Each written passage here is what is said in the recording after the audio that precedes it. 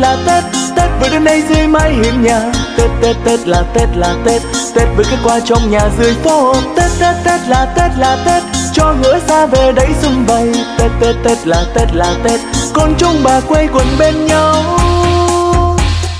Cho bầy trẻ thơ cùng khoe áo mới, cho những người lớn lì xì trẻ con. Tất cả mọi người hân hoan chúc nhau một năm an lành yên vui. Cho bầy trẻ thơ cùng khoe áo mới, cho những người lớn lì xì trẻ con.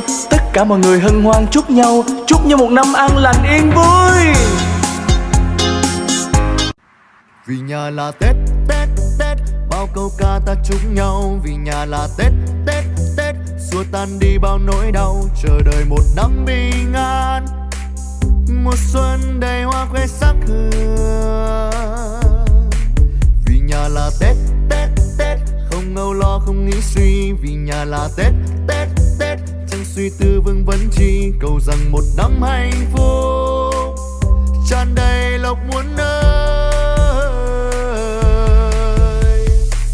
Chẳng mong cái Tết sang giàu, chỉ mong hạnh phúc sum vầy, được ăn cái Tết bên người thân gia đình. Dù ở đâu cũng muốn về nhà, chỉ để nghe tiếng nói của mẹ cha là lòng thấy vui. Vì Tết là nhà.